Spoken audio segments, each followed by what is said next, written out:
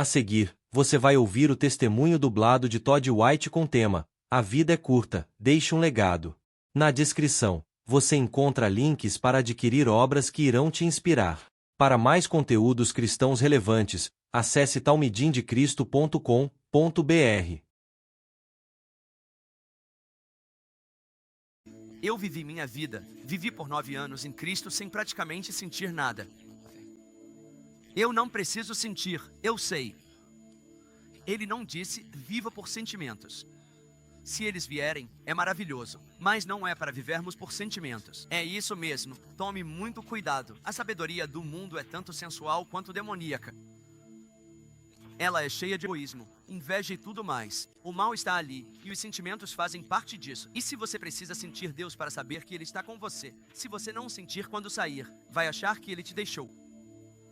Então as pessoas ficam tipo, tá, eu sinto isso. Uau, isso é incrível. E aí você vai embora. Então ele não está mais lá. E eu já vi tanta gente ser enganada nessa área. Ore por mim para que eu sinta Deus. De jeito nenhum. Vou orar para que você conheça Deus. Amém. Você precisa conhecê-lo no seu coração. Você precisa conhecê-lo na sua alma. Você precisa saber porque a palavra te diz isso. Você precisa ter isso tão firme aqui dentro que nenhuma mentira consiga entrar. Tenha uma placa de lotado na sua testa porque o Espírito Santo te selou com a verdade. Amém. Eu sou apaixonado por Jesus, e onde quer eu vá, eu sou apaixonado por Jesus, ponto, não importa como foi meu dia. Eu sou apaixonado por Jesus, ponto, meu dia não determina meu amor, ponto, é isso mesmo. Minhas experiências não determinam o meu amor é que determina as minhas experiências. Amém. Quando eu enfrento as coisas, quando eu encaro situações difíceis, eu encaro de frente, eu não dou a volta, eu passo direto por elas. Por quê? Porque o meu rei vive em mim. Não há medo no amor, e o perfeito amor de Deus lança fora todo medo. E Deus não nos deu um espírito de medo, mas nos deu um espírito de amor, poder e mente sã.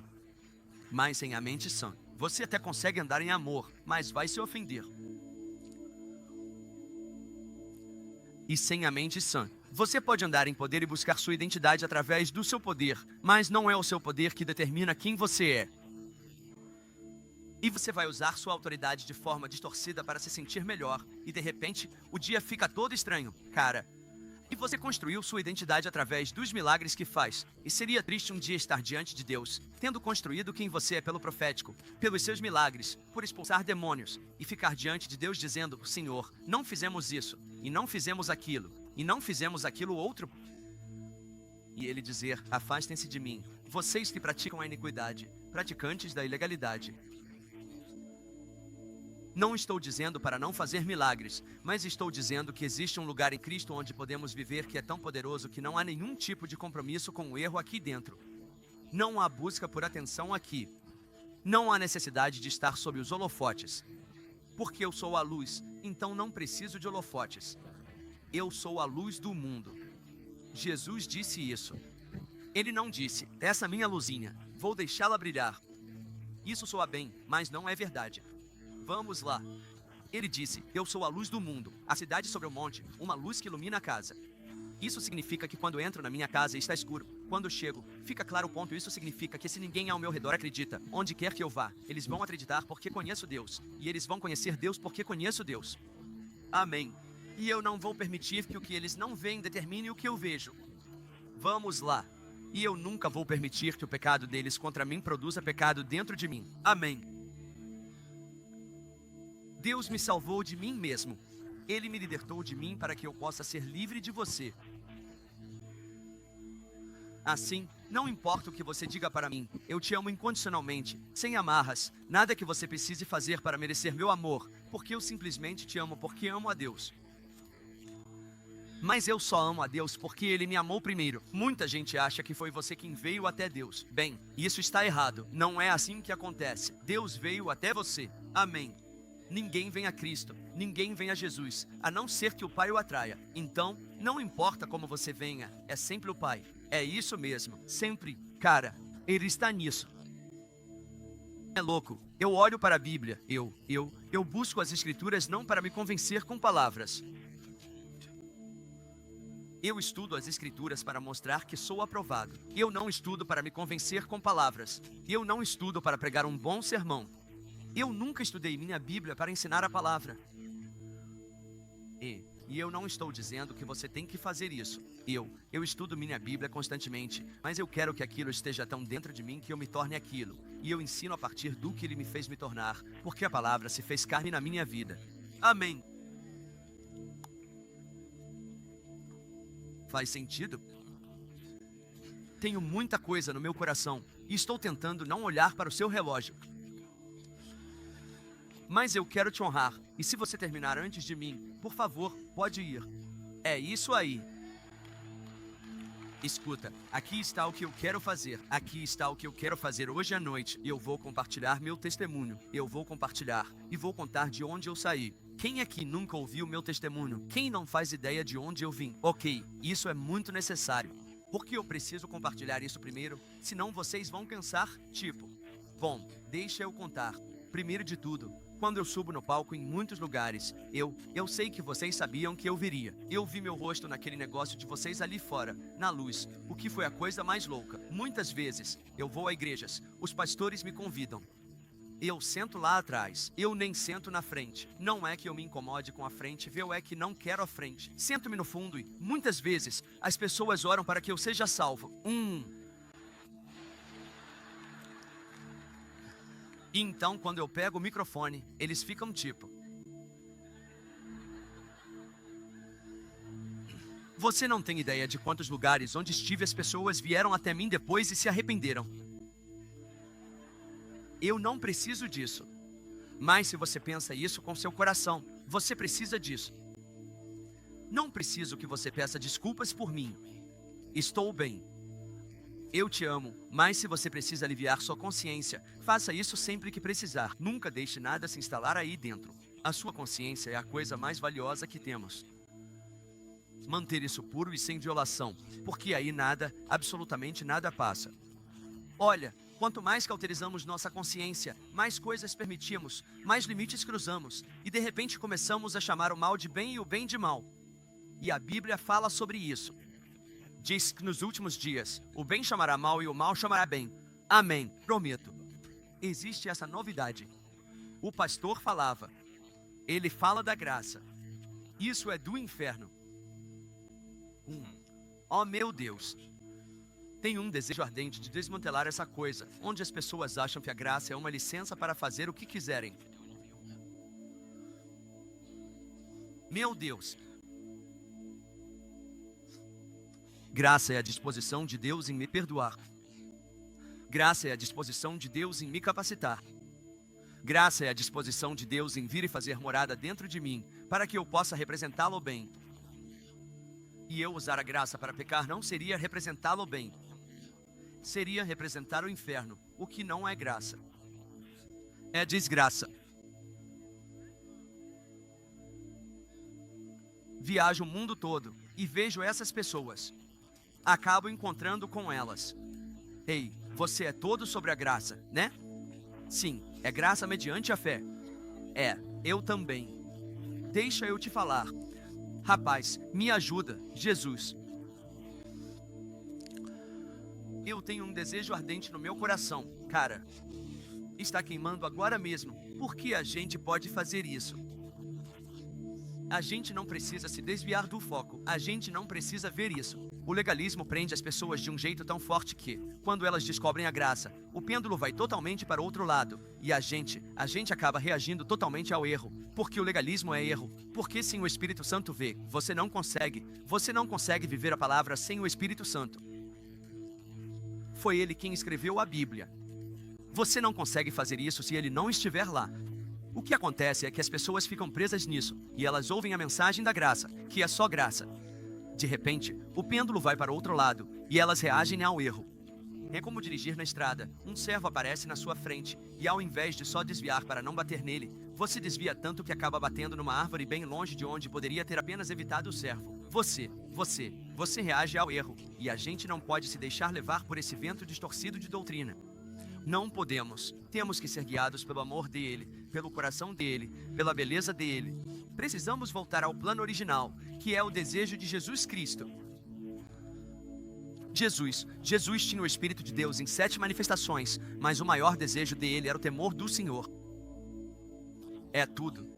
O temor do Senhor é simplesmente amar o que Deus ama e desprezar o que Ele despreza. É estar tão apaixonado por Deus e ter um respeito tão reverente por Ele que você jamais ousaria fazer aquilo agora que tem isso.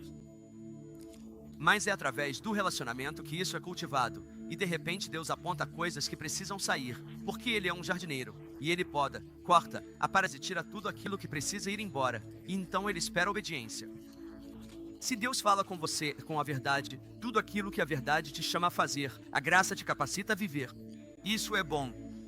Mas sem graça, a verdade é difícil. Jesus, está escrito, a graça e a verdade vieram por meio de Jesus. Graça e verdade, então eram as duas coisas. Era uma combinação, porque sem graça, a verdade é impossível. Verdade bíblica. Você olha para as bem-aventuranças e lê aquilo, e você lê. É impossível você ser abençoado quando está sendo perseguido. É impossível. Porque se você tem que se sentir abençoado quando está sendo perseguido, isso é distorcido. Mas se você precisa saber que pode valorizar a realidade do sofrimento que lhe foi concedido. Os discípulos apanharam, ficaram com as costas sangrando, e consideraram isso um privilégio. Um privilégio apanhar por causa do seu rei. E nós? A gente fica estranho quando fala para alguém que Jesus ama a pessoa e ela responde grosseira. Sério? As pessoas dizem, você tem um espírito de rejeição. Não encontro isso na minha Bíblia. Não está aí, pessoal. Nós criamos isso. O diabo foi rejeitado, então ele quer recriá-lo em você. Veja, ele não pode subir ao céu e destronar Deus. Ele tentou isso, não funcionou, e Deus o colocou aqui, então ele nos criou para bater nele. Sim. Realmente. Deus tem grande prazer em ver seus filhos pisoteando o inferno para ganhar a vida. Ele faz. Ele adora isso. É muito mais divertido pisotear o inferno do que ser manipulado por ele. Mas, para não sermos manipulados por ele, precisamos entender quem é o pastor e reconhecer a voz do pastor, e Deus só fala através da sua palavra. Somente. Então, sem ter isso como meu jardim aqui, como verdade. Veja, as pessoas tentaram, repreender o diabo. Eu te ordeno, sai de trás de mim, sai de trás de mim, sai de trás de mim. Porque uma mentira aparece, sabe? Quantas vezes já ouvimos, você não deveria ter feito aquilo há 10 anos, seja lá o que for, aquele sussurro, isso aí já era. Mas se o diabo conseguir fazer você se virar, girar e repreendê-lo, tudo o que ele quer é que você o repreenda. Eu te ordeno, sai de trás de mim, Satanás, em nome de Jesus. Deus nunca mandou você fazer isso. Nunca. Ele mandou você colocar a verdade aqui dentro, para que quando Satanás vier e sussurrar, ele seja exposto. Por que eu iria repreendê-lo e mandar ele sair de trás de mim se ele já está? Sim.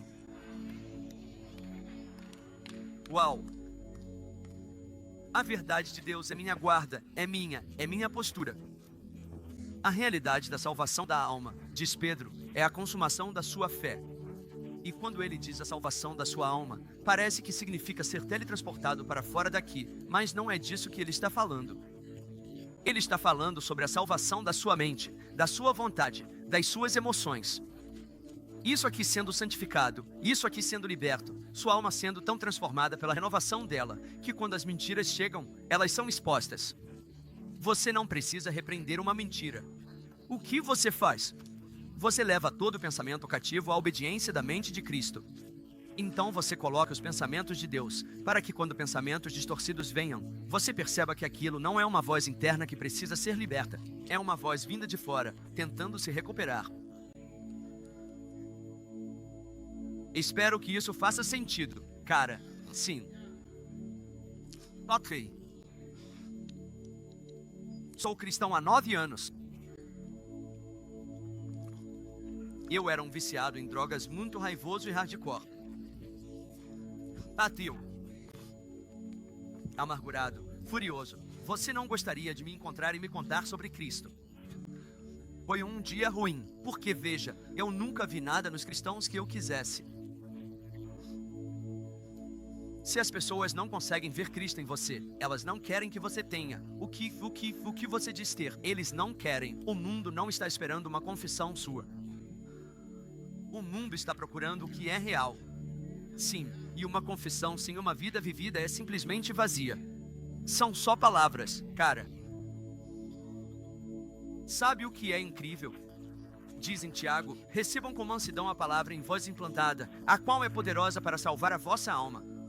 Aí está de novo. Recebo com mansidão a palavra implantada, capaz de salvar minha alma. Não seja apenas ouvinte da palavra, mas praticante. Não apenas ouça, faça. Mas como faço isso? Você se torna isso. Exatamente. De repente, a verdade te chama para algo. Você entra nisso, vive isso, e se torna seu. Ninguém pode tirar isso de você. Jesus diz o seguinte: eu nunca vi isso. Certo? Então você entra nisso. Agora eu vi. Uau!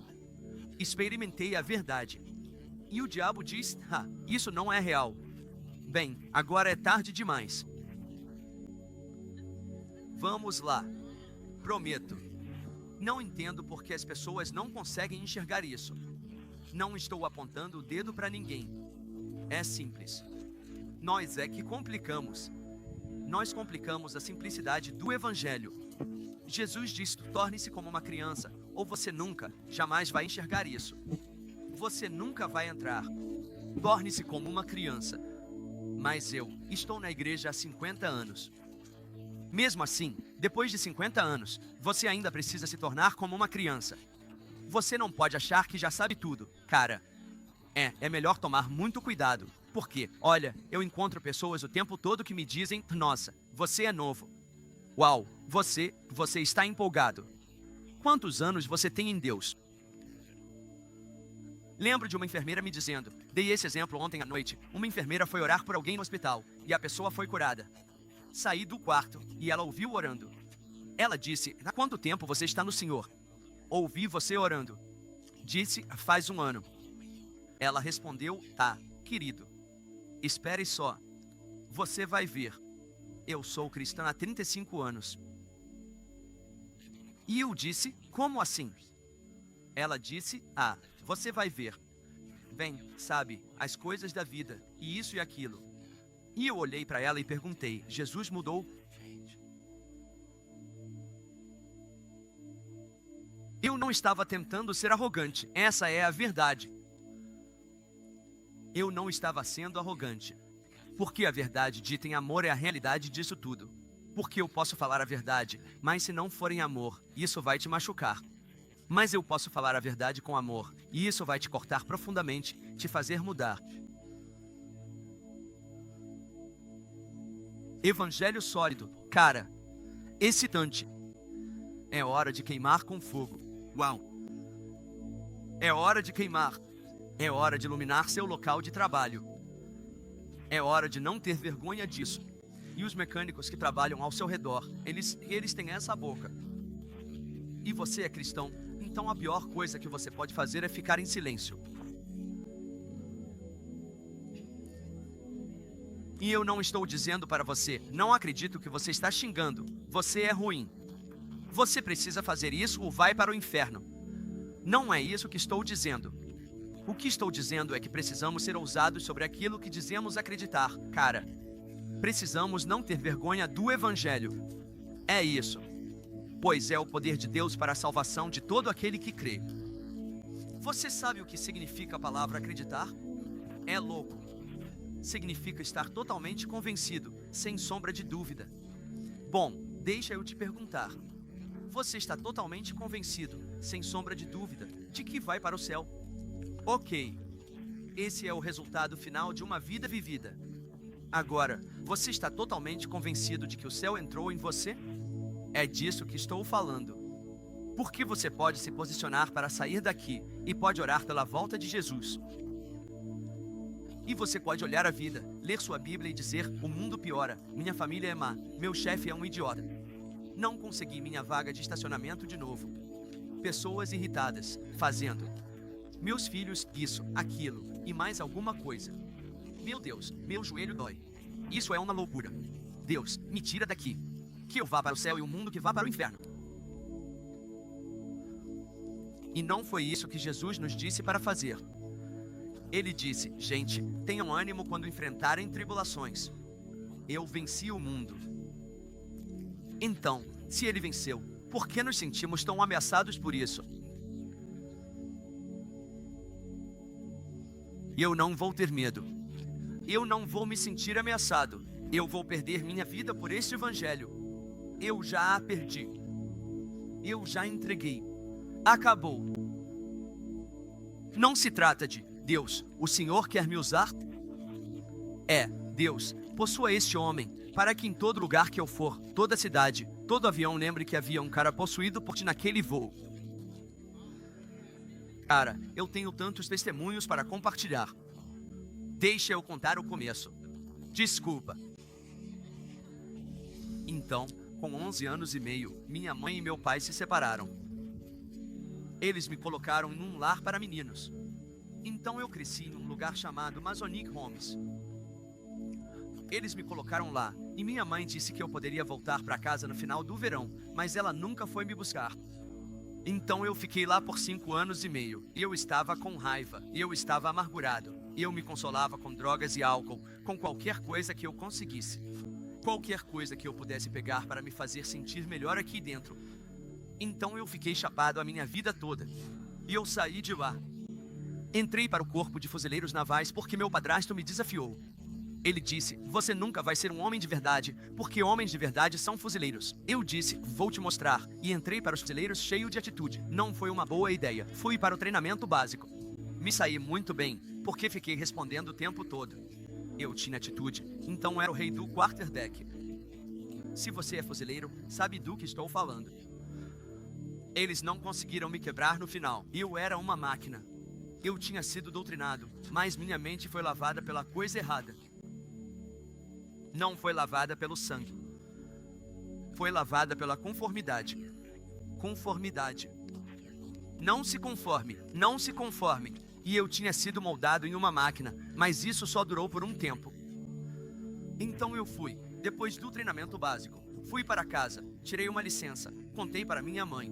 Minha mãe estava tão orgulhosa de mim. Ela disse: uau, filho, você realmente mudou. É um homem diferente. Meu padrasto, você realmente mudou. Agora é um homem de verdade. Parabéns, filho. Isso durou cerca de 12 dias. Voltei à base e percebi: esses caras estão festejando, bebendo, ficando bêbados e se divertindo. Eu vou fazer isso. Pronto. Algumas semanas depois, não quero mais ficar aqui. Quero ir para casa de licença. Eles disseram não. Arrumei minhas coisas. Fui mesmo assim. Não é uma boa ideia. Eu fui para casa. Roubei um monte de dinheiro em um negócio de drogas e fui para o Colorado, onde consegui um emprego como esquiador amador, fugitivo. Fui preso alguns meses depois. Eles me colocaram na prisão. Eu luto contra a extradição. Isso não funcionou. Fui extraditado para o outro lado dos Estados Unidos e colocado de volta na prisão. Eles me colocaram numa prisão militar por um tempo. Eu saio. Eles me dizem que minhas ordens vão levar 1 ano e meio para serem liberadas. Eu não consigo esperar tanto tempo, então fugi de novo.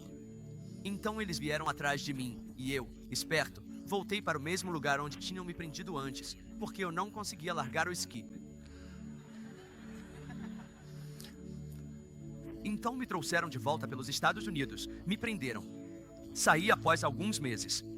Aí me expulsaram e me deram dispensa por má conduta. Isso não fica bem no seu histórico. Então foi assim que comecei minha vida. Fui tentar arrumar emprego e não conseguia. Então consegui um trabalho de vendas, depois outro e mais outro. Eu trabalhava por comissão, então não importava. Eu podia trabalhar por comissão em qualquer lugar, sabe? Não é um salário garantido. Então você é o que você vende. É isso que você recebe. Então eu ia de emprego em emprego, um atrás do outro. Finalmente consegui um emprego. E o cara falou: ei, a gente quer te apresentar para uma garota. Sabe, ela tem isso, aquilo e mais aquilo. E eu falei: beleza, tranquilo. Então marcamos um encontro às cegas. Acabei conquistando ela, enganando-a para pensar que eu era um garanhão, porque eu era um ótimo mentiroso. Eu era tipo o pai da mentira. Por isso é tão perigoso para um cristão mentir. E o problema é que eles não querem contar uma grande mentira de verdade. Eles chamam isso de mentirinhas brancas. Mentirinhas brancas são a mesma coisa. Mentira, mentira, mentira, mentira. Não importa o quão pequena seja. É a mesma coisa. E Satanás é o pai da mentira. Deus me livre de você manipular um pouco a verdade e deixar seus filhos verem isso, e depois tentar fazer com que eles sejam apaixonados por Jesus. É a coisa número 1 que Jesus repreendeu. Ele repreendeu a hipocrisia. Hipócritas, ele disse, vocês com um mosquito engolem um camelo. Ele disse, vocês limpam o lado de fora do copo. Acham que estão limpos por causa disso. Primeiro limpem o interior do copo, e então o exterior também ficará limpo. Ele disse essas coisas. Foi uma loucura. Você se lembra quando ele disse, ai de vocês, fariseus, mestres da lei, hipócritas, coisa pesada, cara, intenso.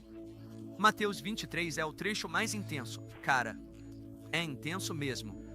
Jesus, cara. Quantas vezes eu quis reunir vocês?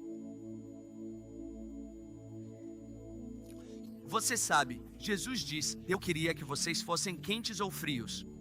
Quentes ou frios. Escolham um.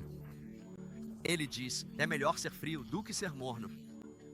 Ele diz, porque vocês são mornos, vou cuspir vocês da minha boca. Muita gente não lê isso, elas não querem ler isso. Tem muita coisa aqui, pelo que percebi nas minhas andanças. As pessoas não querem ler na Bíblia. Por que isso? Porque isso as confronta. E é justamente a convicção que a gente precisa. Porque onde o Espírito Santo convence, a graça vem para te capacitar a suportar. Sim, amém. Mas como a gente evita a convicção, só lemos aquilo que nos faz sentir bem. O Espírito Santo é o Consolador. Deus sabia que a gente ia ficar muito desconfortável, então Ele disse, vou dar esse nome para Ele. Você precisa depender dele para viver isso aqui. O cristianismo não pode ser vivido sem relacionamento com o Espírito Santo. Sem ele, é só um livro. E o mundo já acha que é só um livro mesmo. Sabe, tem muitas contradições. Mas a verdade é que, quando você lê com o Espírito Santo, não existe uma contradição sequer. Tudo se encaixa como um quebra-cabeça incrível, igualzinho ao templo que foi construído ou trazido, sem o som de um martelo. Simplesmente se encaixou direitinho, cara. Porque Deus é perfeito. Então Jesus diz quente ou frio, e eu fui estudar isso, cara. Eu falei, Deus, isso não faz sentido pra mim. Por quê? O meu pensamento é que, pelo menos, as pessoas que estão mornas sabem sobre você. Pelo menos elas vão à igreja. Ele disse, Todd, não é isso que eu quero dizer. Ele disse, você era gelado, então eu te transformei em quente, e tudo que você faz é queimar. Ele disse, mas as pessoas que estão mornas. Ele disse, Todd, elas são um prejuízo para o mundo ao redor delas. Por isso é tão perigoso. O morno é um prejuízo para o mundo, porque temos uma aparência de piedade, mas negamos o seu poder. Porque citamos muitas escrituras, mas não as colocamos em prática, porque não acreditamos que Deus quer nos capacitar. Dizemos coisas como, eu não sou digno, eu não mereço. Sério, ouça com muita atenção. A principal coisa com que Satanás ataca os cristãos é, você não vale nada, você não tem valor. Por quê? Porque ele não tem valor. Se eu fosse te vender um carro e dissesse que queria que você me desse $5.000 por ele, mas você soubesse que ele só vale 500, você me daria esse dinheiro? De jeito nenhum. Se você estivesse procurando uma casa, não importa o quanto você precisasse de uma, e eu te mostrasse uma casa, e você a visitasse, e eu dissesse que queria 1.500.000, mas você soubesse que ela vale 150 mil, você me daria esse dinheiro? De jeito nenhum. Então, aqui vai a minha pergunta. Se no mundo o valor de algo é sempre determinado pelo preço que se paga por isso, e o céu foi a falência para te resgatar, como você ousa olhar no espelho e dizer que não tem valor? Amém.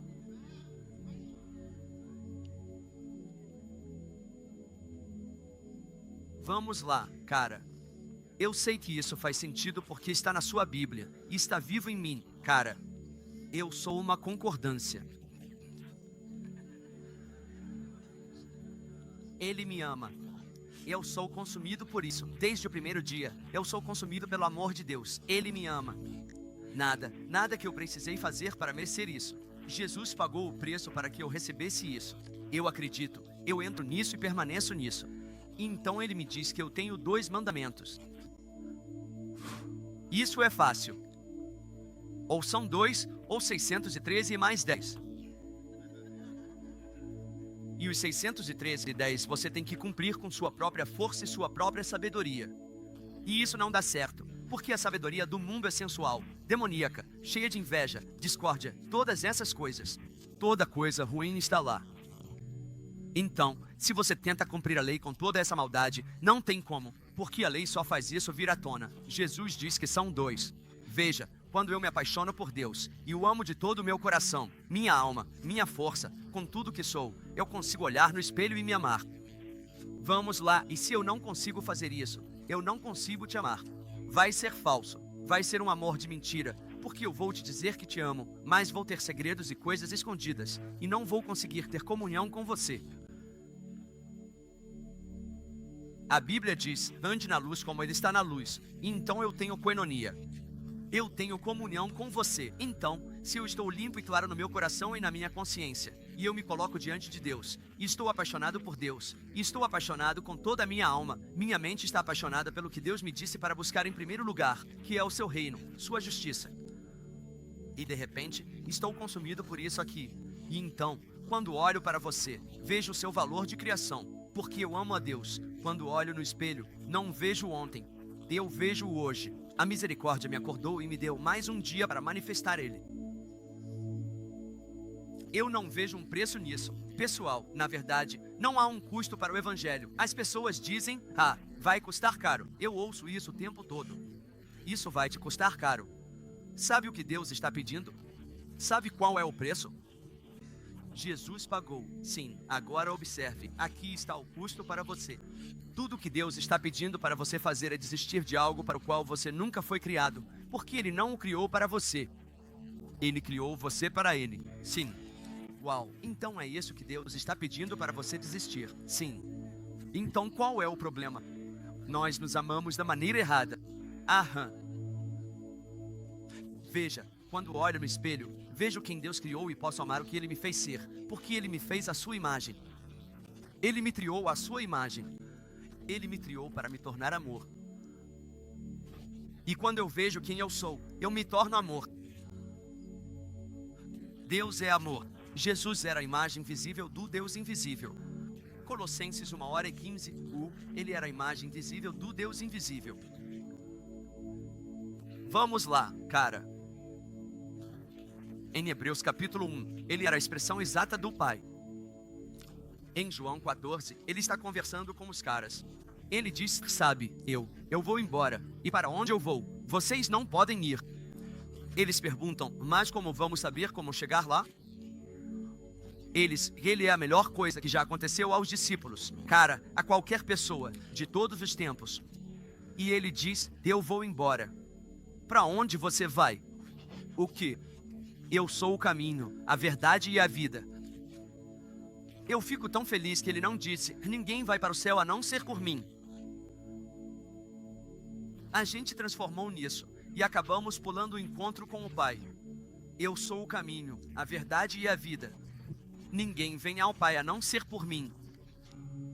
E se eu não perceber, quando nasço de novo, que Deus é meu Pai, eu vou estar indo para o céu, mas vou viver um inferno até chegar lá.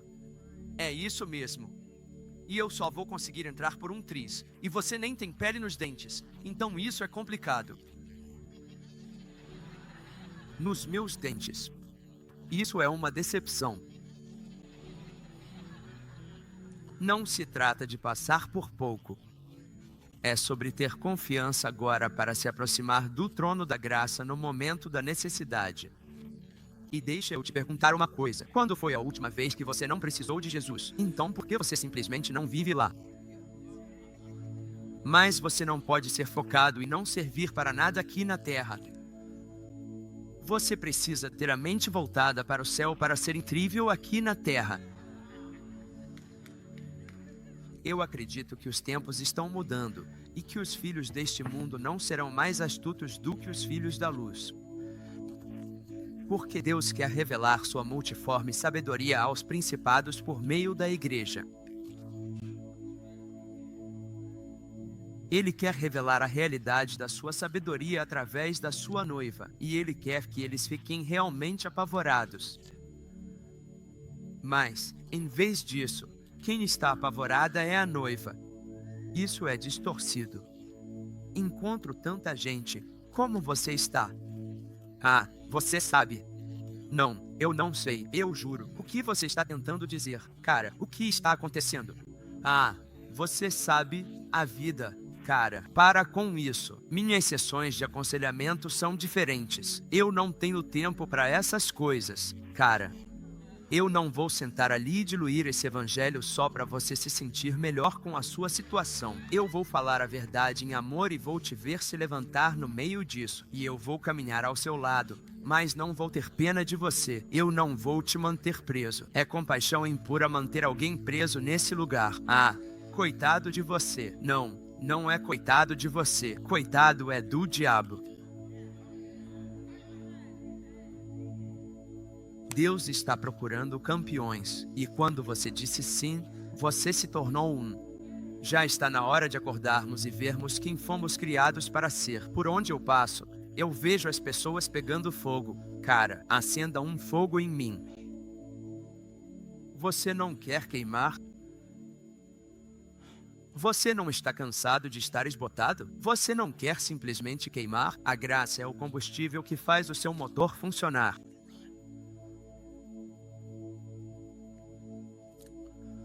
O Espírito Santo é tão incrível, ele me mostra exatamente onde eu deixei meu testemunho cair.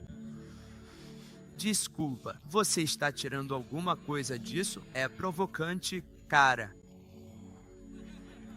E tem tanta escritura aqui, está tudo recheado disso. Porque sem isso, não é nada. Eu não posso me dar ao luxo de te dar a minha opinião. Eu tenho que pregar a verdade, pregando o Evangelho no Espírito Santo. É isso que a Bíblia diz. Pregue o Evangelho no Espírito Santo. Mas ele vai te revelar, porque nossas palavras podem se tornar, Jesus disse, as palavras que vos falo. Espírito e vida. Então, como um crente, eu me uno ao céu, e quando falo, minhas palavras podem se tornar espírito e vida. Isso não é arrogância. Isso é confiança no que creio. Sua palavra foi exaltada acima do nome, e se eu falar e pregar a partir de quem ele me criou, reproduzir em você. Porque não estou pregando para você algo que estou aprendendo. Estou pregando para você a partir da minha vida.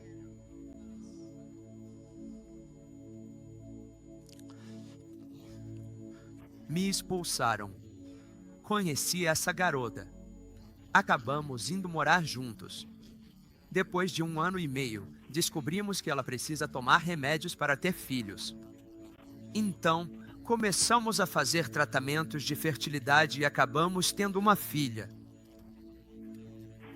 E no dia em que minha filha nasceu, eu estava tão feliz e triste ao mesmo tempo porque percebi que eu não era um pai, cara. Eu era um viciado em drogas, completamente perdido, causando destruição, roubando de todo mundo. Minha namorada estava apavorada, viciada em cocaína, totalmente perturbada. E de repente tudo ficou muito pior. E ela disse, sabe de uma coisa? Chega pra mim. Eu não vou ficar com você. Eu disse, se você me deixar, eu te mato e mato quem estiver com você. E depois eu me mato. E te prometo que eu já tinha tudo planejado. Você não faz ideia de quantas pessoas pensam assim. Eu era ciumento, tomado pela raiva. Se você buzinasse atrás de mim, no sinal, eu descia do carro, ia até você, fazia você abrir a janela e te apagava ali mesmo no banco. Isso é só um pouquinho. Eu era muito, muito ruim. Muito, muito ruim. Muito, muito, muito ruim.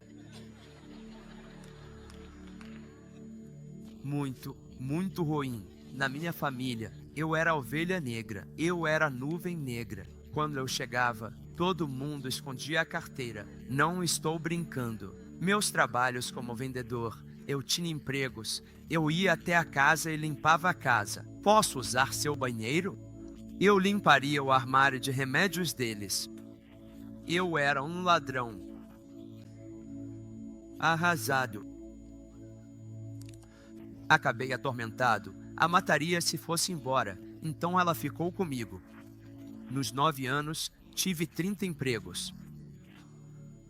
Eu pedi demissão ou fui demitido de todos eles. Nunca mantive um emprego, e ela ficou no mesmo emprego o tempo todo. Então, ficamos juntos por 9 anos. 9 anos depois, com uma filha de 7 anos e meio, ela acabou. Cheguei em casa uma noite, ela tinha ido embora. Então eu pensei, acabou, chega pra mim. Eu sabia que ela não estava com ninguém, mas não aguentava mais. Estava no meu limite. Fui e passei por uma lista telefônica. Eu ia escrever. Fui até a casa do padrasto dela para pegar um rifle porque ele tinha várias armas. E eu fui abrir a lista telefônica e havia 586 igrejas. Ela se abriu justamente na parte das igrejas. Tipo, eu só abri de qualquer jeito. Eu não sabia para quem ligar. Eu estava a caminho do armário de armas. Eu ia escrever uma carta e estava ao lado do bloco de notas e lápis. Olhei, peguei um marcador e marquei uma igreja.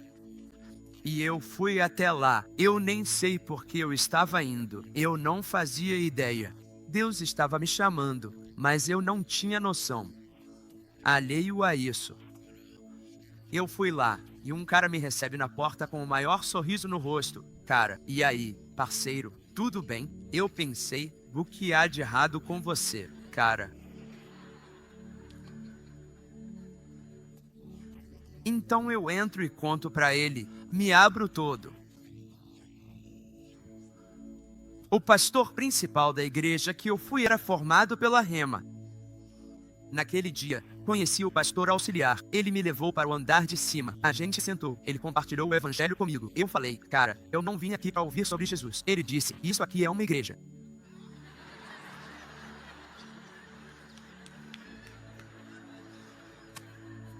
Eu falei, por que você está tão feliz? Cara, o que há de errado com você? Não tô brincando. Cara, o nome dele era Dan Moeller. Você não consegue tirar o sorriso do rosto dele, até hoje. É uma loucura. E eu contei pra ele as minhas coisas. Ele falou, cara, escuta, escuta, escuta. E eu fiquei tipo, o quê? Você nem tá me ouvindo. Ele disse, o que você me conta não ajuda.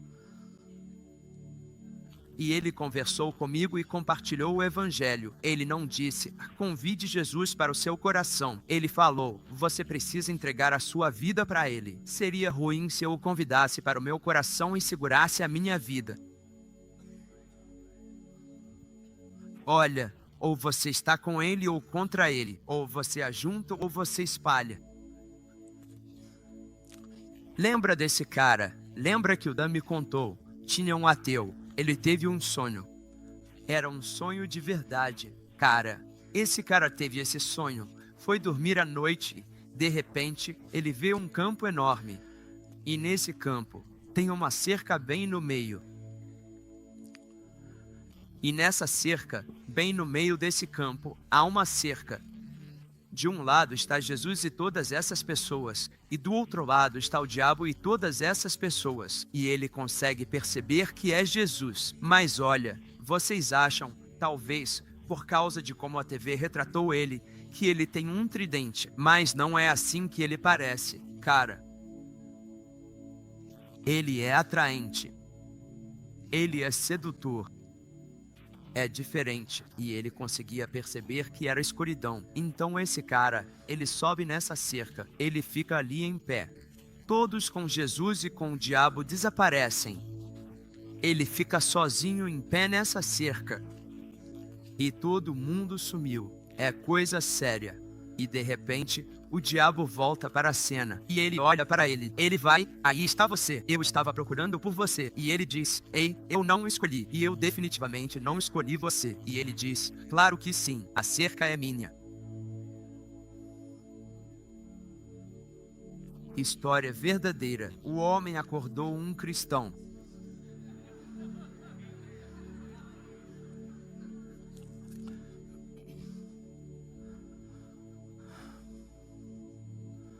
Minha vida está destruída.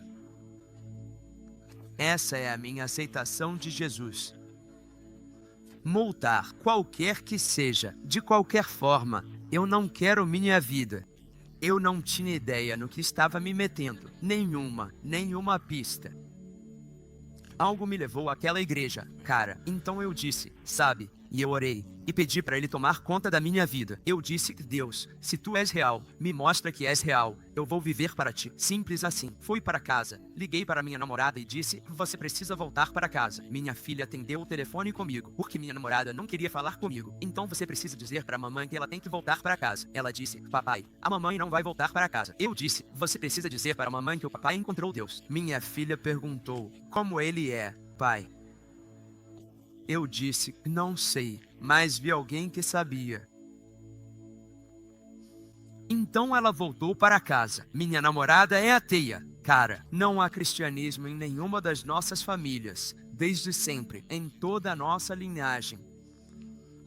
Isso é incrível, porque agora eu posso deixar uma herança para 1000 gerações por causa da retidão da minha vida. Eu posso começar e posso deixar um legado. Eu posso ser o início disso. Eu posso dar o pontapé inicial. Que privilégio. As pessoas dizem, eu não sou pastor de 5ª geração. Não. Eu sou o primeiro da minha linhagem. Toda a minha linhagem e descendência será abençoada e carregará isso adiante. Não se perderá na próxima geração. Eles vão carregar.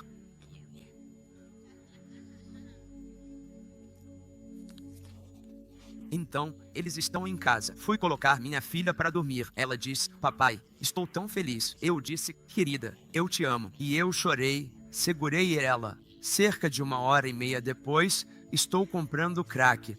Primeira noite. Imagine isso. Veja, uma confissão é uma confissão.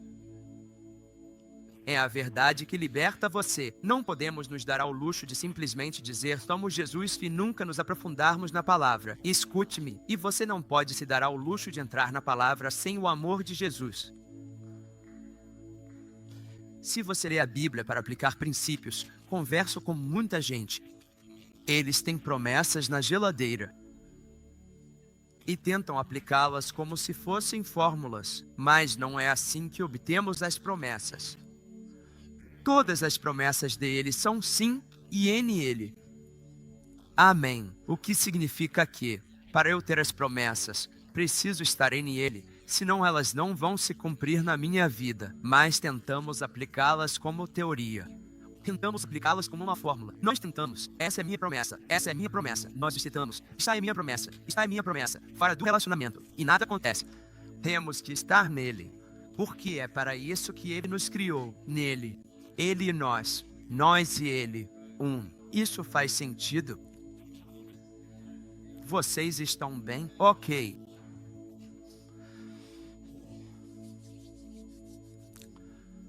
Então, pelos próximos 5 meses e meio, eu danifiquei.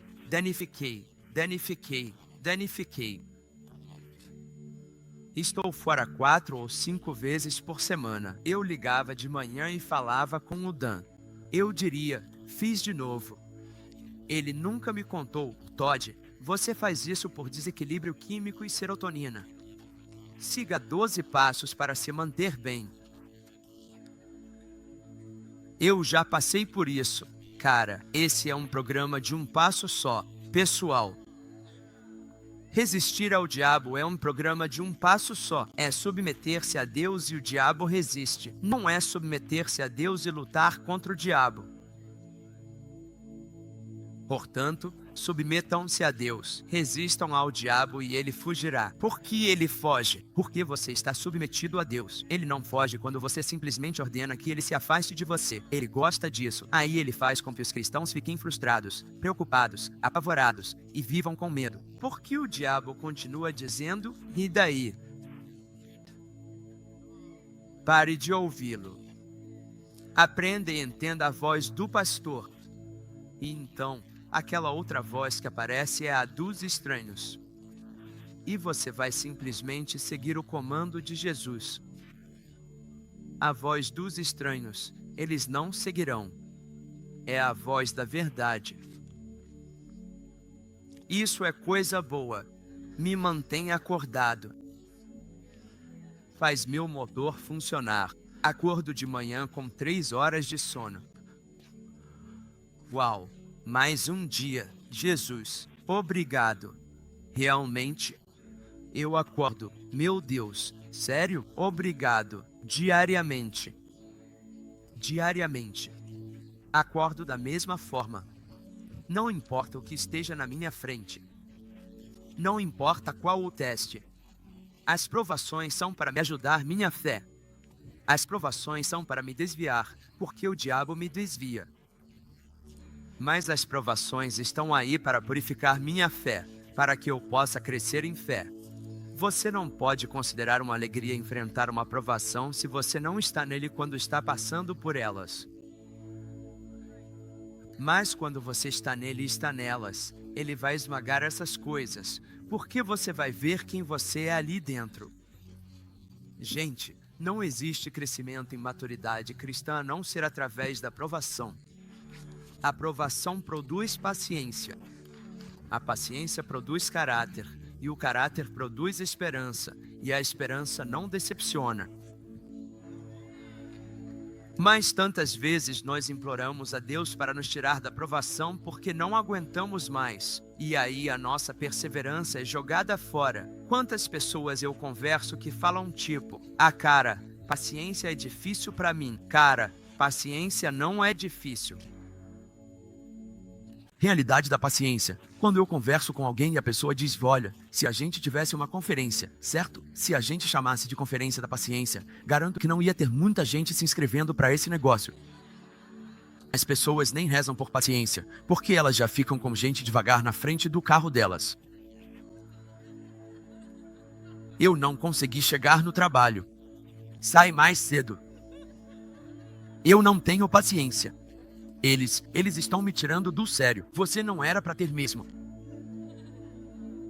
Atitudes são só, deveriam estar resolvidas. Deveria haver algo diferente no cristão. Deveria haver algo diferente no homem ou na mulher de Deus. Sim, as pessoas ao nosso redor dizem: meu Deus, o que é isso que você tem? O que é? Cara, as pessoas no seu local de trabalho deveriam perguntar: que esperança é essa que você tem? Porque eu estou com muita dificuldade, cara. Você poderia me ajudar com essa esperança que você tem? Porque eu preciso entendê-la. É a Escritura. Está em 1 Pedro 3:15. Estejam preparados para dar contas com temor e tremor. Prestar contas quando as pessoas lhe perguntarem sobre a esperança que há em você. Cristo em você, a esperança da glória. Quando as pessoas dizem que não têm paciência, isso só significa que elas não têm amor, porque a primeira coisa que o amor é paciente. Amém. É a verdade. Não estou apontando o dedo para você, mas se a carapuça serviu, tira ela.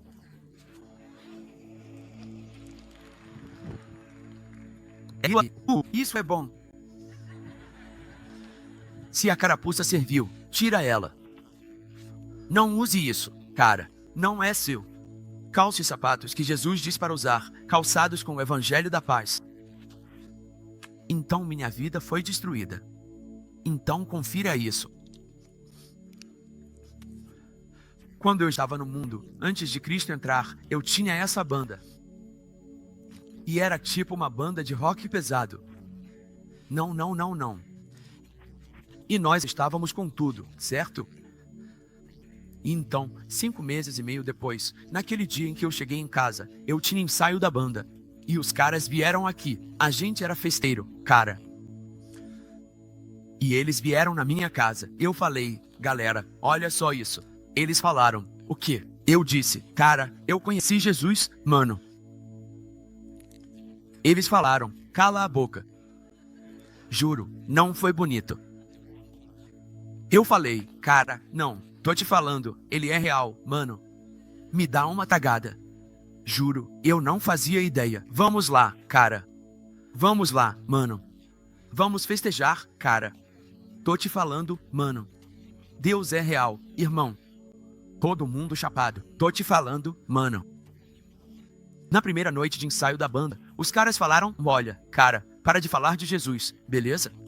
Ele não existe, e a gente não quer ouvir isso. Eles ensaiavam na minha casa, no meu porão. Eu tinha uma masmorra onde a gente ensaiava. Eu falei: qual é, mano? Tô te falando a verdade, cara. A gente tá fora. A gente tinha uma banda que estava junto há 3 anos, e eles pegaram todas as coisas deles e foram embora. Um cara ficou. Ele era meu melhor amigo. O nome dele era Bob. Ele não acreditava em Jesus, mas era um cara tranquilo, passivo, guitarrista, tipo Joe Satriani. Ele era, tipo, incrível, autodidata, brilhante, sério, um dom, um presente. E ele disse: olha, cara, ele falou: eu não acredito em Jesus, cara, beleza? Mas eu acredito em você, irmão, beleza? Você é aquilo que você faz de si mesmo, cara. Ele falou: você tem problemas. Ele falou: mas eu tô aqui por você. Escuta. Ele disse: você tem problemas, mas eu tô aqui por você. E eu disse: cara, isso é legal, cara. Legal. Bom, Jesus é real, cara. Estou te dizendo. Então festejamos muito. O problema é que eu ficava lá em cima, furioso com minha namorada, furioso com minha filha, dando socos na parede. Então eu descia as escadas. Ele ouvia porque morávamos em um trailer simples de 1978 com um porão embaixo. Sim, você ouve tudo. Então eu desci e eu abriria a porta. E aí, cara, como vai, mano? Jesus te ama. Toda vez. Às vezes eu nem aparecia para o treino. Ele dirigia o caminho todo, 1 hora, para chegar à minha casa. Para praticar, ele estava improvisando. E como eu estava numa onda de crack, ele faria isso. E eu nem apareceria. Cara, isso durou 5 meses e meio. 5 meses e meio. Coisa pesada. Aí, numa noite, eu saio. Eu estava numa farra. Eu não tinha dinheiro nenhum. Vou até a loja, até o orelhão, para ligar para o meu fornecedor e pedir para ele me passar alguma coisa fiado, porque eu não tinha dinheiro. 5 meses e meio, como cristão, como alguém que se dizia cristão, como alguém que tinha incorporado Jesus, mas não fazia ideia de quem eu era. De repente, minha namorada e minha filha estão atrás de mim no carro. Papai, você prometeu. E eu disse: Deus sei. Me desculpa, e eu realmente sentia muito, mas eu não conseguia parar. Eu estava preso nessa vida de Romanos 7. E eu não queria, mas fazia mesmo assim. E eu sabia que não devia, mas fazia. E então, enquanto eu fazia, eu sabia que não devia estar fazendo aquilo. É distorcido. Não havia relacionamento com Jesus. Então eu fui e disse: tudo bem. Entrei no carro, saímos e eu os perdi. Fui pelas ruas de trás. Cara, fui para uma rua que normalmente não vou. Peguei um moleque de Nova York. Coloquei ele no meu carro. Ele estava com um monte de crack com ele. Eu estava com cerca de 1/4 de onça disso na minha mão. E eu disse para ele: você tem o direito de permanecer calado. Tudo o que disser pode ser usado contra você no tribunal. E li os direitos dele e disse que eu era policial. Depois mandei ele sair do carro e colocar as mãos no capô. Eu encostei o carro. Esse moleque ficou em pânico, cara. Ele era tipo um garoto de 15 anos de Nova York. Garoto de cidade grande, tentando chegar numa cidade pequena e trazer as coisas dele pra cá. Assim que ele saiu do carro, eu pisei no acelerador e ele descarregou uma 9mm em mim a uns 3 metros de distância. Pá, pá, pá, pá, pá. E uma voz disse: eu tomei essas balas por você. Você está pronto para viver por mim agora? Olha, as pessoas dizem: mas Todd, o que há de errado com você? É isso que está errado. Era para eu estar morto. Deus não me salvou para que eu continuasse preso. Ele me salvou para que eu pudesse representá-lo. E ele salvou todos vocês do mesmo jeito. Eu fui e fumei todo o crack o mais rápido que pude, e a cada tragada que eu dava, aquela voz continuava voltando, voltando, voltando, voltando, não ia embora. Chego em casa, estou surtando porque não consegui ficar chapado a noite toda, e aquela voz está ecoando, me atormentando por dentro.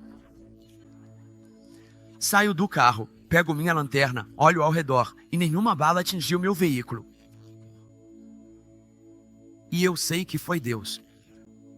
Fui até a porta. Minha namorada disse, eu te odeio. Sai da minha vida. Minha filha, papai. E eu fui embora. Então, no dia seguinte, o Dan me ajudou a entrar e o pastor Jack também me ajudaram a entrar no Teen Challenge. Demorou 3 dias, uma vaga abriu. Mas naquele dia, liguei para o meu amigo, meu melhor amigo do mundo todo, cara, o Bob. Eu disse, e aí? Eu disse, cara. Eu disse, olha só isso, mano.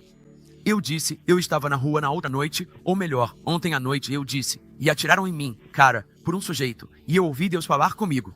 Ele disse, Todd, escuta. Você já não provou que Jesus não é real? Você está nessa há 6 meses, cara. Nada mudou. Eu disse, cara, tô te falando, ele é real, mano. Ele é real. Todd, ele não é real. O cara só era ruim de mira. Sério. Eu disse, não, tô te falando. Escuta, cara, eu decidi ir pra reabilitação. Ele falou, cara. Que bom pra você, mano.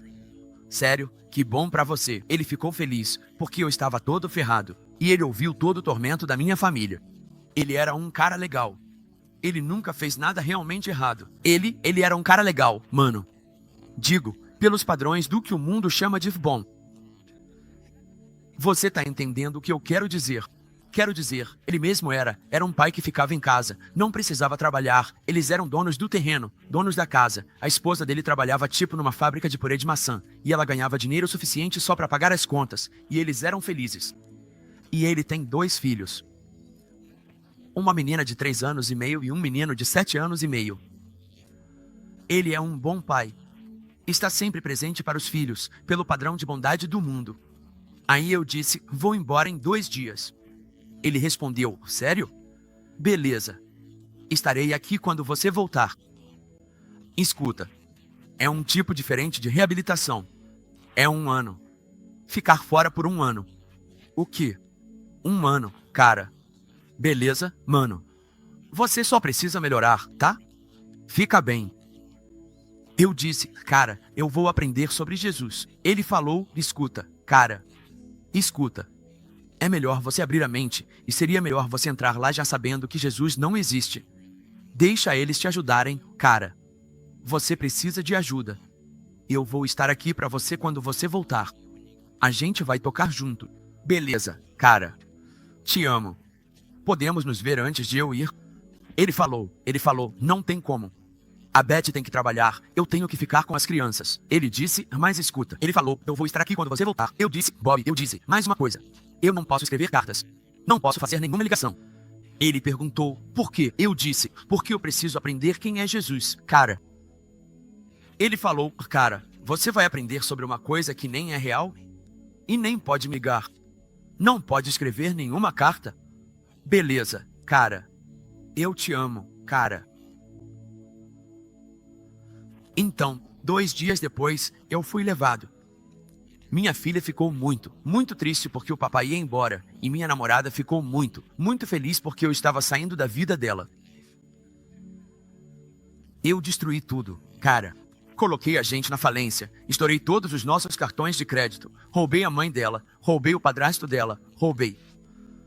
E eu roubei todo mundo, cara. Roubei minha avó, meu avô, meus tios, minhas tias, minhas irmãs. E eu roubei todos eles. E eu roubei de todo mundo.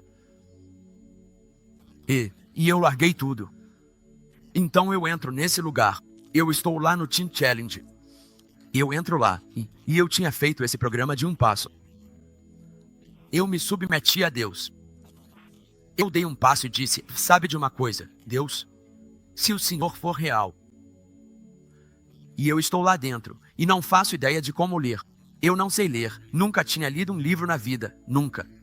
Minha vida inteira, 34 anos, eu nunca li um livro, porque simplesmente esqueço tudo que leio.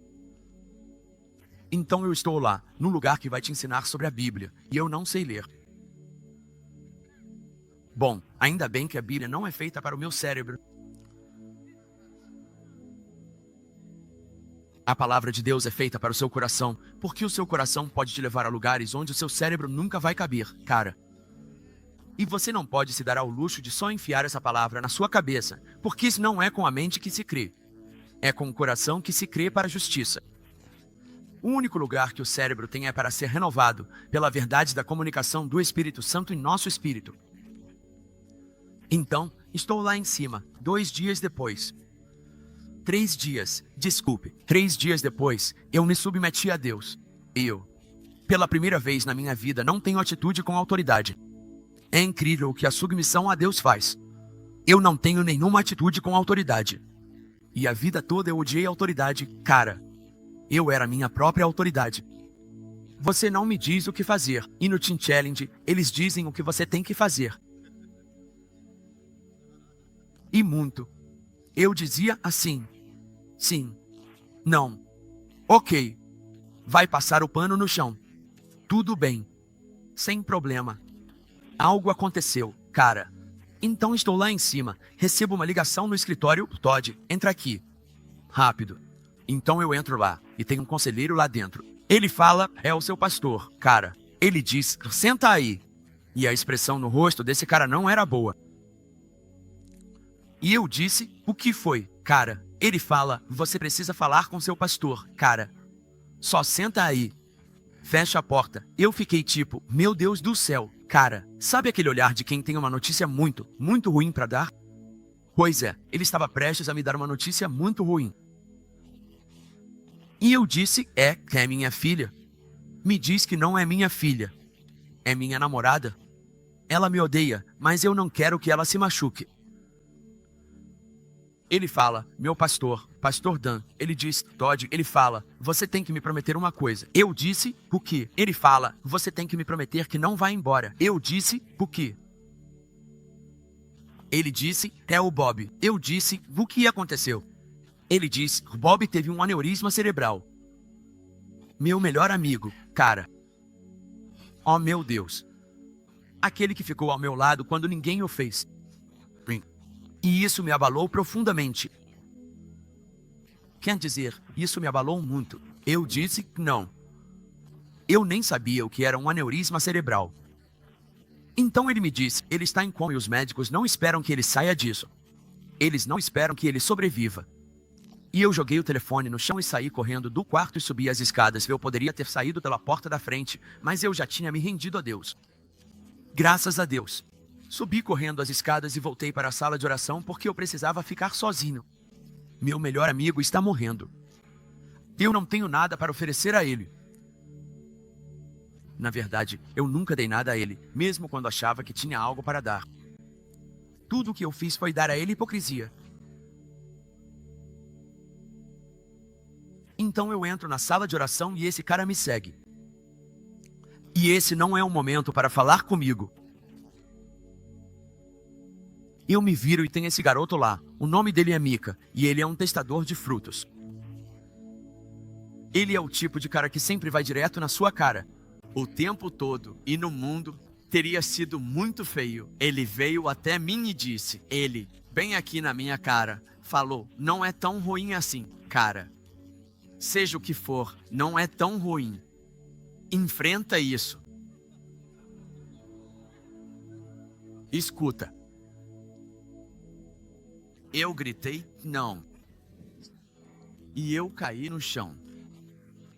E o Espírito Santo, a presença do Espírito Santo, me atingiu no chão e jogou ele de volta no sofá. E Deus repousou sobre mim. E ele disse, você não vai a lugar nenhum. E Mika disse, o que é isso? Eu disse, não sei, cara. Não estou com raiva. Deus tirou minha raiva, cara. Daquele dia em diante, ele tirou. Ele tirou. Tipo, ele tirou mesmo. Ele me deu paz. Eu saio do quarto, desço as escadas, falo com o conselheiro. Ele fala, e aí, cara? Algo acabou de acontecer. O que foi? Não sei. Mas agora eu gosto do Mika. Algo incrível aconteceu com você.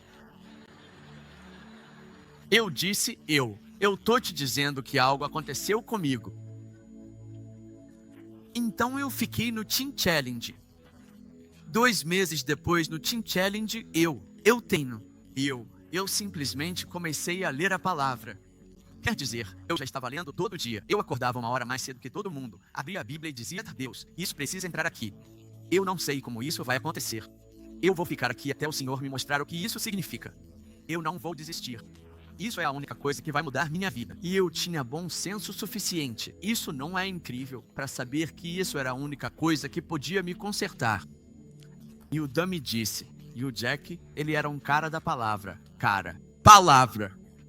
Ele disse: Todd, se você não transformar sua mente, nada muda. E o Dan disse: se você não buscar a justiça, você nunca vai saber. Então fui atrás daquela palavra na Bíblia. Justiça, justiça, redenção, sangue de Jesus. Eu nunca me afastei disso. Já faz 9 anos. Nunca.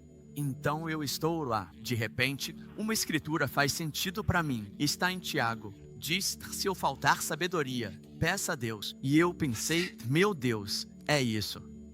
Eu sou sem sabedoria. E eu surtei. Sozinho, na sala de oração, 5:30 da manhã. Eu não tenho nenhuma sabedoria. Meu Deus, é isso.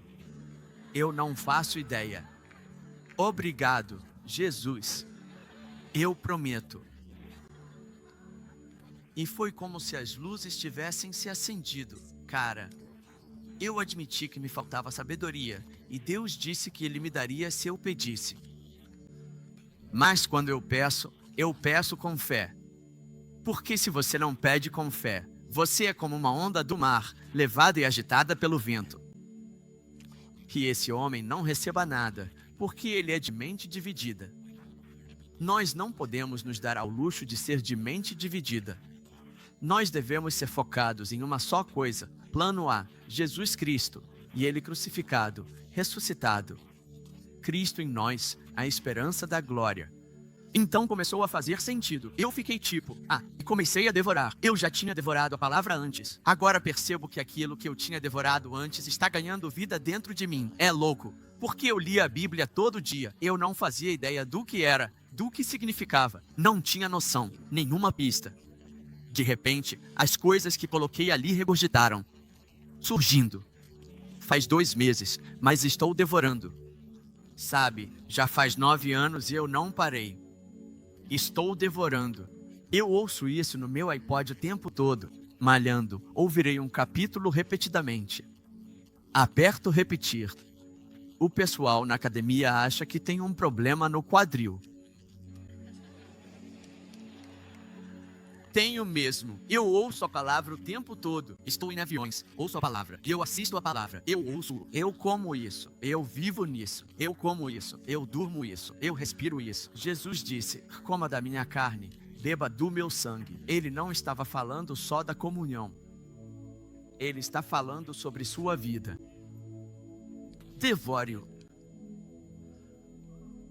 É tudo bíblico, sólido. Então, fiquei totalmente impressionado com tudo isso e, 2 meses depois, atravesso a rua, no desafio jovem. Eu tenho o privilégio de atravessar a rua e sentar no banco do parque. Desculpe pela demora. Vocês estão bem? Sim. Uau. Ok. Você está bem? Claro. Estou quase terminando. São 12 horas. Estou brincando. Se você pensa assim, você pensa: ufa, temos tempo.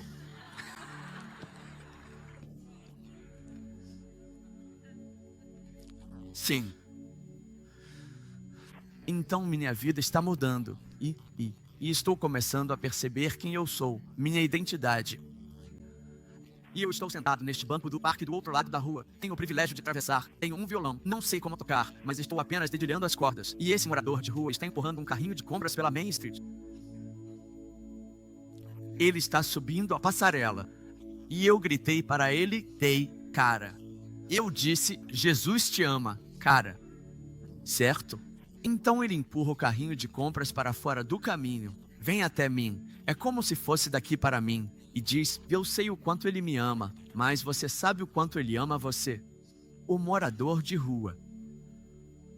Eu fico tipo, me conta.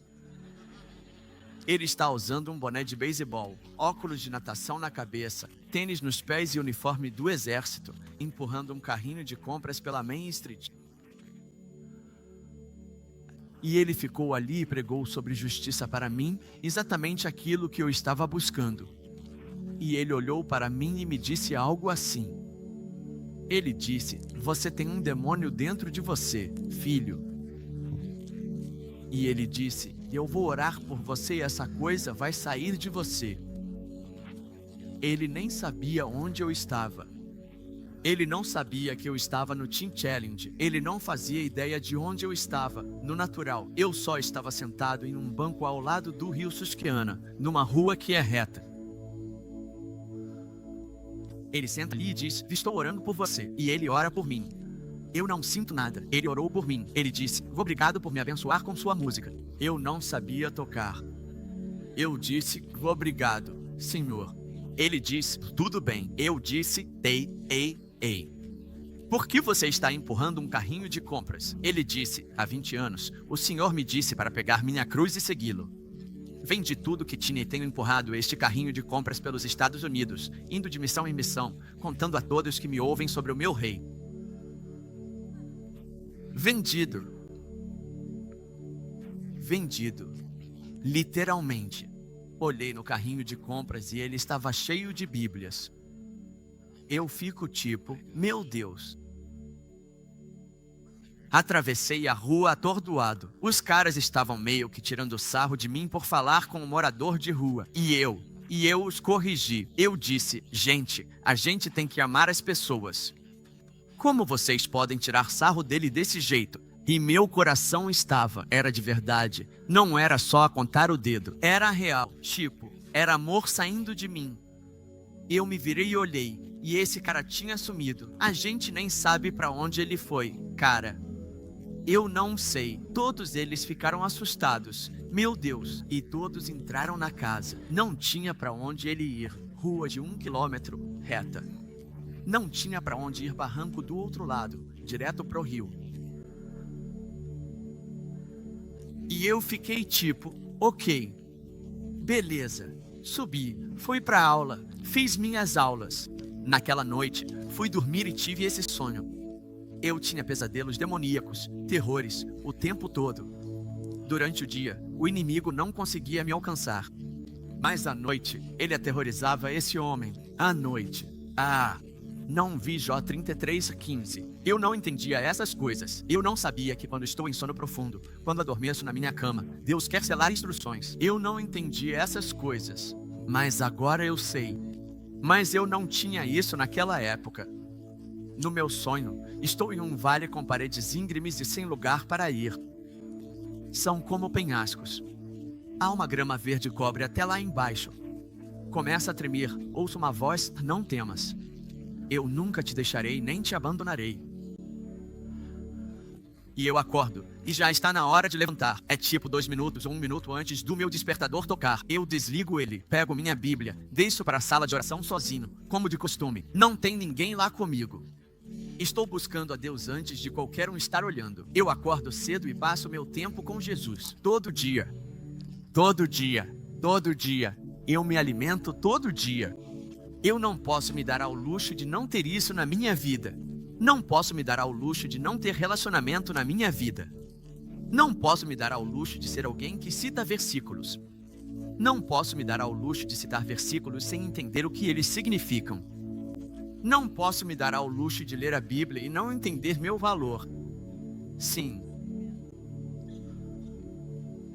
E eu abro minha Bíblia, simplesmente abro e ela abre no Salmo 23. E eu li, apenas li. Nunca li isso antes. Diz, ainda que eu ande pelo vale da sombra da morte, E eu me sentei e pensei, era você. Passei o dia todo e a mesma coisa. Na noite seguinte, o mesmo sonho. Louco. Fui. Acordei. Deus me acordou antes do meu despertador. Desci para a sala de oração de novo. Abri a Bíblia, mesmo salmo, mesma coisa. Na terceira noite, uma luz brilhou no meu sonho, descendo por esse caminho atrás de mim, e eu fiquei petrificado. Eu estava com medo, e ele colocou a mão no meu ombro e disse: "Nunca te deixarei nem te abandonarei. Volte para casa." Eu tinha entrado no Teen Challenge por 1 ano, mas Jesus me disse voltar para casa.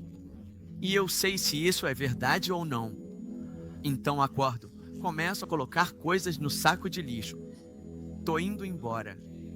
Falam: "O que fazendo?" Eu disse: "Tô indo." Ei, cara, Satanás pode se disfarçar de anjo de luz. Eu disse: "Entendo." Mas não era Satanás, cara. Desço as escadas e eles surtam comigo. E sabe de uma coisa? Posso dizer honestamente que sou cristão há 9 anos e nunca fui ferido por ninguém. Vivi sem ofensas por 9 anos. E as pessoas acham que é algo inatingível porque temos problemas. Mas Jesus cancelou minha assinatura vitalícia daquelas edições. Sim, as atitudes precisam acabar. O que faz? A vida é curta, deixe um legado. Então eu desci e os conselheiros surtaram comigo. E um cara que surtou, ele já participou do desafio jovem 4 vezes. Então ele me vê saindo cedo, assim como fez 3 vezes. Então eu entendo. E ele grita para mim: cuspir. Eu disse: "Cara, escuta, com lágrimas. É Jesus, cara. É Jesus." Ele diz: "Cara, sai na varanda da frente.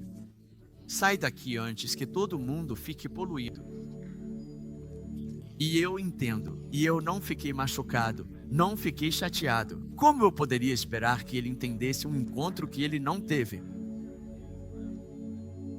Então saí com minhas coisas e as coloquei na varanda. Eles chamam meu pastor. Dan aparece. Ele chega lá cerca de 40 minutos depois. Ele para e diz: "E aí, amigo?" Ele pergunta: "Como você está?" Eu digo: "Eu já volto."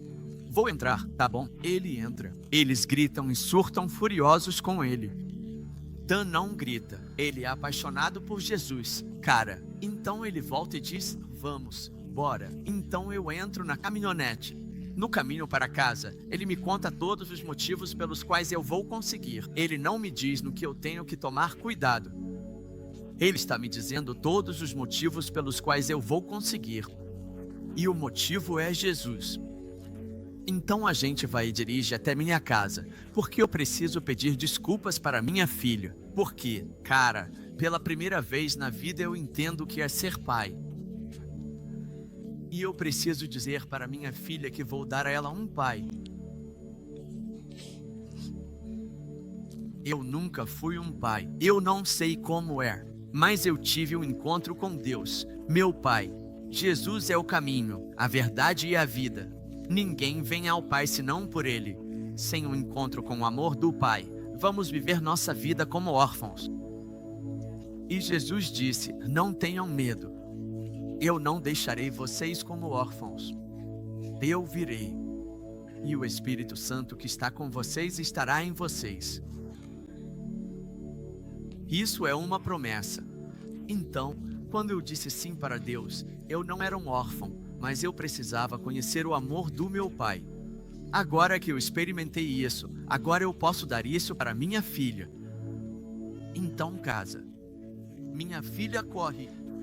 Ela vê o caminhão chegando, sai correndo pela varanda. Cara, eu disse: "Ei, você aí." E eu a peguei no colo. Ela tem 7 anos e meio, cara.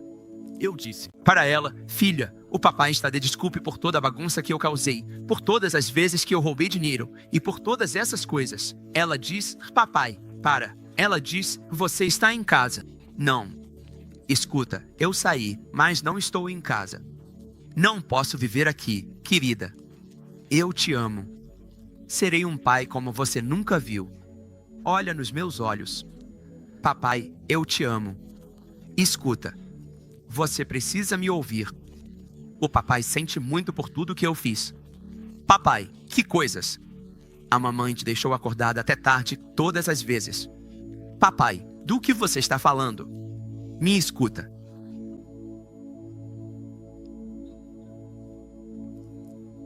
Ela está me olhando com um olhar vazio, mas com um sorriso no rosto.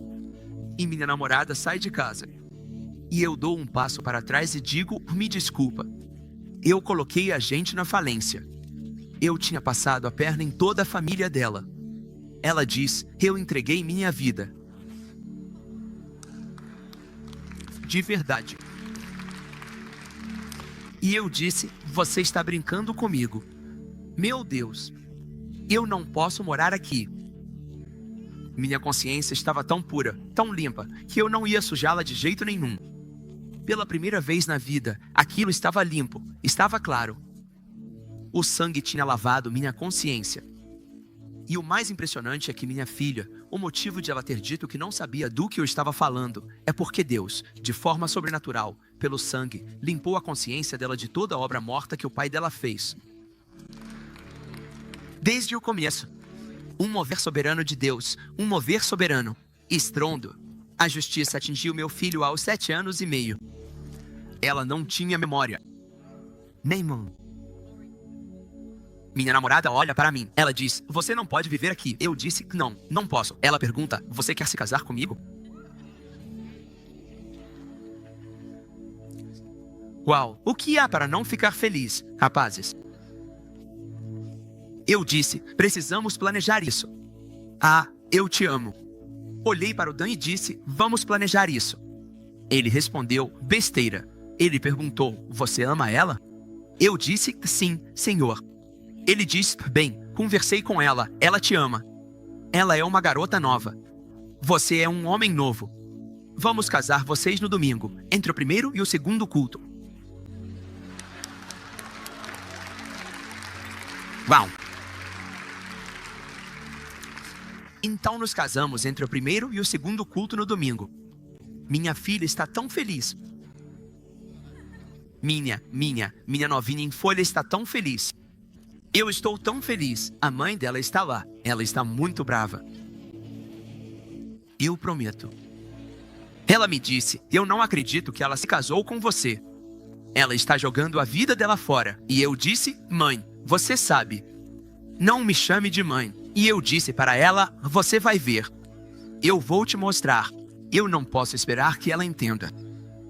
É preciso que minhas atitudes acompanhem minhas palavras. Na verdade, se você não fala, só age, é melhor. O padrasto dela está lá. Eu disse, cara, eu só queria agradecer por ter vindo. Não fale comigo, seu mentiroso. Você é um ladrão e um perdedor, e não me engana. Na igreja, no meu casamento. Você não me engana. Você é um mentiroso. Eu olhei para ele com lágrimas nos olhos e disse, você vai ver. Eu não fiquei nem um pouco magoado. A diferença entre ser ferido por pessoas e sofrer por elas. Deus não se magoa conosco. Ele sofre por nós. Amém. Ah, isso é poderoso, cara. Sim, eu não me magoo com as pessoas. Elas não sabem, senão não fariam.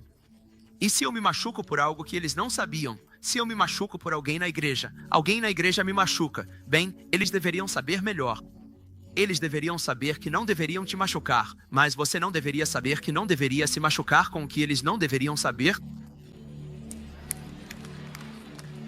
Sim, vamos lá, cara. Deixa essa atitude de lado. Isso é distorcido.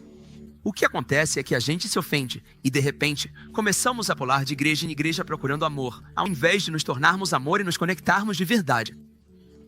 É isso aí. Amém. É a verdade. Larga isso, cara. Isso está te prendendo e te segurando para trás. Está te destruindo. Então, a gente se casa. Eu saio, linda noiva. A gente não teve lua de mel. Todo dia é uma lua de mel, cara. A gente não tinha dinheiro nenhum. Eu fui arrumar um emprego. Foi incrível. Olha só o que aconteceu. No dia seguinte ao meu casamento, depois que a gente se casou, eu senti no meu coração que devia visitar o Bob, porque o Bob estava em coma. Ele não morreu, mas está com morte cerebral e o mantém vivo por aparelhos. E eu ouvi no meu coração, ele não vai estar vivo amanhã. Vá vê-lo. Então eu fui até o lar dos irmãos onde ele estava, e eles tinham removido parte do crânio dele e o cérebro estava inchado até aqui. E eu entrei lá, e foi provavelmente a coisa mais difícil que já fiz na vida, de verdade. E eu entrei, e a esposa dele estava lá, ela não é cristã. E eu olhei para ela e disse, me desculpe, Beth. Ela respondeu, pelo que eu disse, porque eu não representei Jesus. Ela disse, Jesus. Jesus. Sério? Olhe para o meu marido. E eu disse, me desculpe. Ela disse, cale a boca. Ela foi para o canto e começou a chorar muito. E eu olhei para o meu amigo que está morrendo, que está em coma. Eu não entendo a cura. Tudo que eu sei é que por 5 meses e meio, eu fui o único cara que poderia ter falado com ele. Eu era o único cara com quem ele realmente conversava. Eu era o único amigo dele. Mas eu fui um traidor, um hipócrita, na frente do meu melhor amigo. E agora ele está ali, com o rosto completamente sem expressão. Ele nem parece estar ali. Me desculpa, cara. Me desculpa. Mas ele não pode me ouvir. Me desculpa, cara. Me desculpa, cara. E por 30 segundos, toda a minha hipocrisia passou diante de mim. Foi a coisa mais louca. Tudo aquilo que ficar chapado, festas. Ei, cara, Jesus te ama. Ei. 30 segundos, foi condenação, foi o inferno. 30 segundos, foi o inferno. E Deus tirou isso de mim. Tirou isso de mim. Eu disse, me desculpa, cara. Eu te amo, cara. Ele é real. Se você puder me ouvir, cara, ele é real. Ora comigo, cara. E ele não conseguiu. Ele não estava ali. Isso fez algo aqui dentro. Isso fez algo comigo. Marcou meu coração, cara. Eu saí, minha filha, Destiny, minha filha de 7 anos e meio, estava comigo. Ela olhou para o Bob. Ela conhecia o Bob. Ela olhou para ele e viu o pai dela pedir desculpas pelo hipócrita que ele foi. Ela não se lembrava de nada disso, mas olhou para o Bob, e ele morreu na manhã seguinte.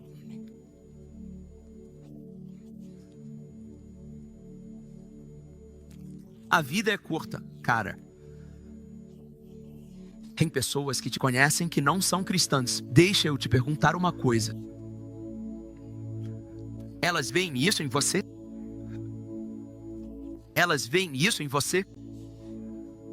Você vive o evangelho? As pessoas veem Cristo em você? Você vive na hipocrisia? Ou você é só mais um? Tanto faz. A vida é curta. Você está aqui para deixar um legado. E meu amigo morreu, e a esposa dele me ligou no dia seguinte. E para piorar, ela disse, você era o único amigo do Bob. Nós vamos fazer o funeral dele em 3 dias. Queremos que você fale lá. Nenhum cristão.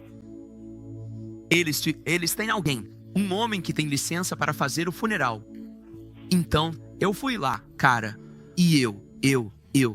Na noite anterior, eu estava um caco. Cara, minha esposa, ela conhece o Bob. Ela conhece a hipocrisia que eu vivi. Minha esposa nunca mencionou quem eu fui. Nunca. Nenhuma vez. Mas ela conhece meu coração. Ela sabe que ele é puro e limpo. Ela sabe que aquilo não sou eu. Então eu vou para a funerária e o Bob está no caixão. Ele está no caixão. Ele está atrás de mim. E eu vou até lá. E na noite anterior, Deus me deu um poema para escrever. Eu escrevi um poema sobre o que é um amigo. E eu fico diante dos filhos dele, 2 deles, e o Bob está aqui. Eu fico diante de crianças que vão até um caixão e dizem, papai, acorda. Papai, acorda. Cara, isso é horrível. E esse cara era meu melhor amigo. Meu coração está partido, cara. Está totalmente cortado. E compartilhei o que significava ser um amigo. Um amigo conta a verdade. Um amigo defende aquilo em que acredita. Um amigo dá a sua vida, um verdadeiro amigo. E eu confessei Jesus a esse homem, mas eu não tinha nada para sustentar isso, então ele não viu isso em mim. E as últimas palavras, eu disse aos filhos dele, as últimas palavras que sairão da boca do seu pai. Porque naquele dia que fui para o desafio jovem, naquela manhã, deixei uma mensagem no telefone dele. Naquela manhã em que fui embora, ele tinha um aneurisma. Naquele dia, eu disse quando liguei. Quando falei com seu pai da última vez, ele olhou para mim e disse: Todd, eu não acredito em Jesus, mas acredito em você. E eu olhei para as crianças e disse: não sei onde seu pai está, porque só há um nome. O nome dele é Jesus. E me desculpe por não ter ido até lá. As crianças me olharam com uma expressão totalmente fria. Cara, o pai deles não está lá. E eu disse: só existem 2 lugares para onde vamos quando morremos, gente. Céu ou inferno. E eu estava destruído. Destruído. Porque eu era um hipócrita, e por causa da minha hipocrisia. Eu não sou culpado, não tenho vergonha e não estou condenado, mas estou convencido de que, por causa da minha hipocrisia, aquele homem teve a chance de conhecer quem era Jesus, e eu não vivi isso de verdade. A vida é curta. Você está aqui para deixar um legado. Isso aqui não é um clube do abençoado.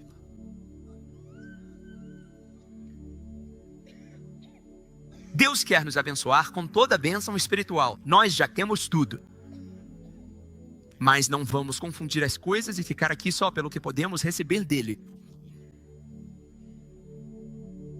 Precisamos entregar nossas vidas por completo ao Rei.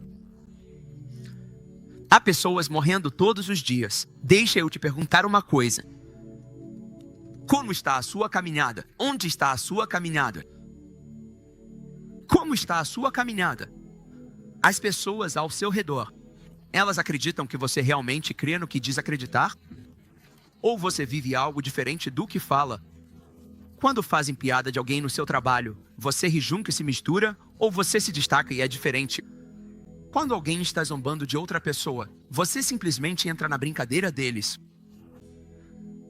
Ou você toma uma posição? Quando você está na fila do supermercado e as pessoas estão reclamando do caixa porque ela está tendo um dia difícil, você diz: deveriam colocar outra pessoa aqui. Ou você se posiciona e diz: sabe de uma coisa? Ela realmente precisa de graça. Que tal a gente orar por ela agora? Porque é assim que eu vivo minha vida, cara. Eu não vou sair desse jeito. Eu não vou. Eu vivo com o desejo ardente e apaixonado de que, todos os dias, eu vou viver esse evangelho. E ninguém que cruzar meu caminho vai ter qualquer dúvida de que Jesus é real. Ninguém. O evangelho não deveria ser conhecido só pela sua doutrina. Ele deveria ser conhecido pelo clamor apaixonado do seu coração. Deveria ser conhecido por um desejo ardente de que as pessoas ao seu redor conheçam ele. Deveria ser conhecido como um povo que não tem hipocrisia, nem faz concessões, porque se submeteram a Deus, se entregaram completamente a Deus, 100%. Preciso da equipe de louvor aqui em cima, por favor. Eu amo vocês, mas não vou diluir isso por ninguém. Estou na sua cidade há alguns dias. Tenho visto várias pessoas se entregando a Jesus em todo lugar que vou, não importa onde. Hoje fui à farmácia. Eu disse: como você está? Tive que comprar colírio porque tenho chorado muito. Eu disse: como você está? Ela respondeu: meu dia está tão longo. Fui pegar minhas coisas e voltei ao balcão. Eu disse: me dá suas mãos, querida. Ela respondeu: tá bom. Peguei nas mãos dela. Ela começou a tremer. Eu disse: Deus te ama tanto. Ela respondeu: obrigada. A gente tem algo para oferecer ao mundo. Por que você iria segurar isso por mais tempo?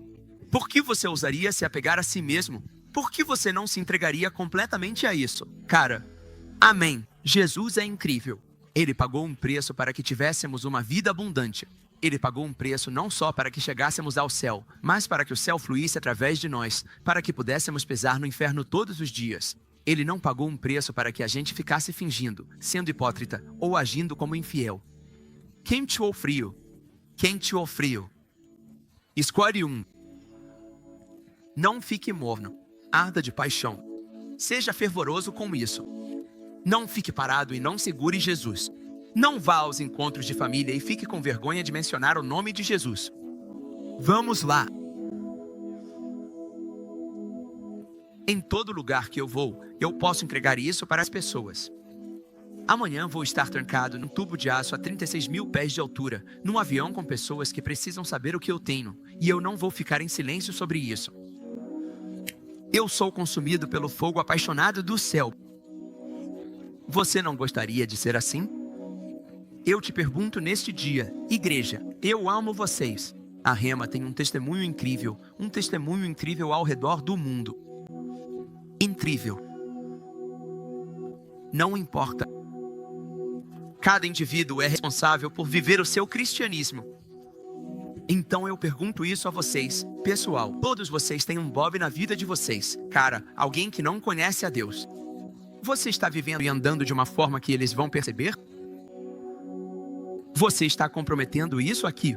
Você está tentando fazer um cristianismo 007, uma missão secreta? Isso é uma questão privada? Ah, é privado. Eu não gosto de falar sobre isso em público. Besteira, cara. Tira o cesto da sua cabeça e corre com Jesus. É isso aí. Vamos tocar uma música. Se chama For the Sake of the World, porque é disso que se trata. É sobre queimar como um fogo em mim, pelo bem do mundo. Eu vou te pedir, se você veio aqui e não conhece Jesus, eu quero você aqui na frente agora. E eu não quero mais que você se agarre a si mesmo. Tem gente morrendo todo dia. Se você não conhece ele, por favor, venha aqui pra frente. Não tenha medo. Por favor, venha aqui agora. Como você ainda tem coragem de se segurar em si mesmo? Se você não conhece Jesus, eu preciso de você aqui na frente. Meu Deus!